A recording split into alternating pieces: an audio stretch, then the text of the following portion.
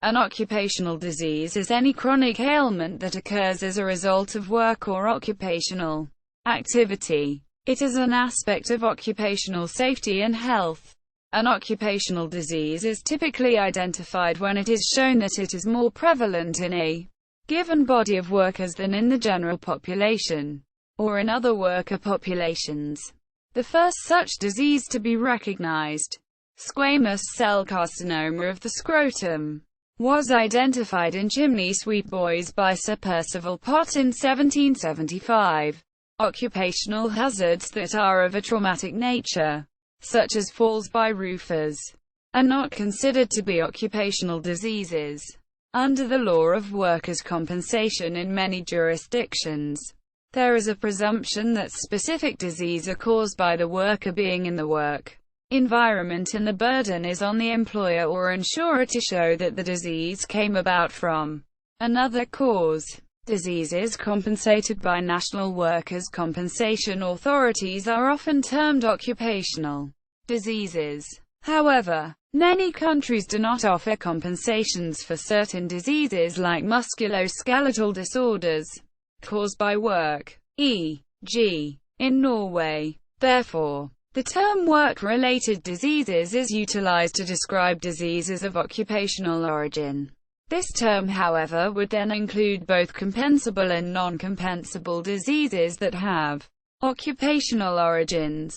Examples: some well-known occupational diseases include lung diseases. Occupational lung diseases include asbestosis among asbestos miners and those who work with friable asbestos insulation, as well as black lung.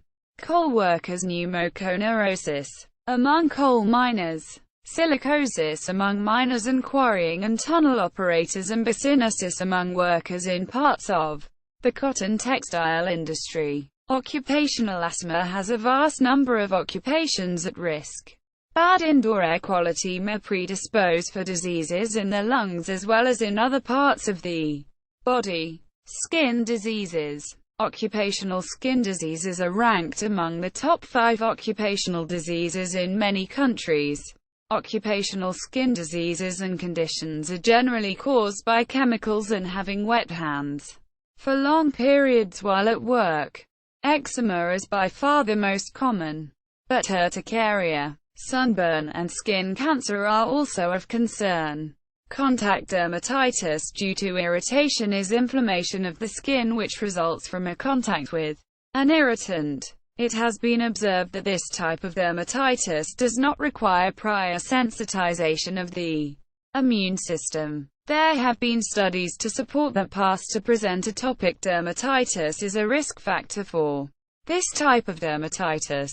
Common irritants include detergents, acids, alkalis, oils, organic solvents and reducing agents. The acute form of this dermatitis develops on exposure of the skin to a strong irritant, a caustic chemical. This exposure can occur as a result of accident at a workplace. The irritant reaction starts to increase in its intensity within minutes to hours of exposure to the irritant and reaches its peak quickly. After the reaction has reached its peak level, it starts to heal. This process is known as decrescendo phenomenon.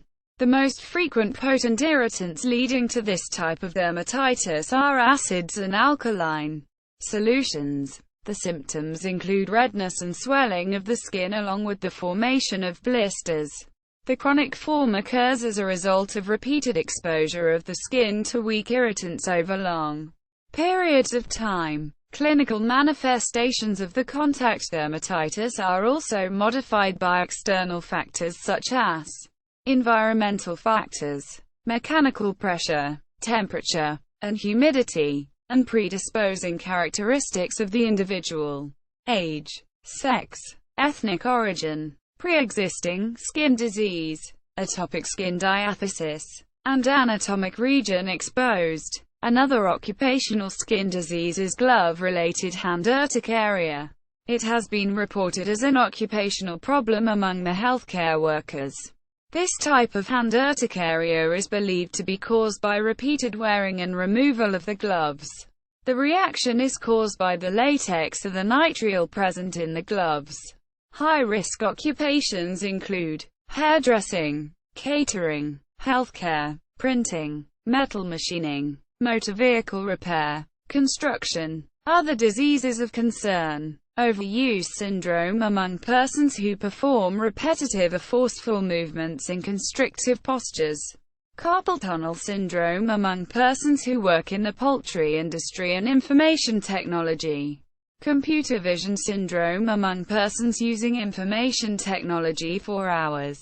Lead poisoning affecting workers in many industries that processed or employed lead compounds. Historical. Donald Hunter in his classic History of Occupational Diseases discusses many examples of occupational diseases. They include phossy jaw among the London match girls, radiation sickness among some persons who had been working in the nuclear industry, radium jaw among the radium girls, squamous-cell carcinoma of the skin of the scrotum among chimney sweeps. See chimney sweeps carcinoma. Prevention. Prevention measures include avoidance of the irritant through its removal from the workplace or through technical shielding by the use of potent irritants in closed systems or automation, irritant replacement or removal, and personal protection of the workers. In order to better prevent and control occupational disease, most countries revise and update their related laws, most of them greatly increasing the penalties in case of breaches of the occupational disease laws. Occupational disease prevention, in general legally regulated, is part of good supply chain management and enables companies to design and ensure supply chain social compliance schemes as well as monitor their implementation to identify and prevent occupational disease hazards. See also industrial and organizational psychology, occupational health psychology, occupational medicine, occupational safety and health.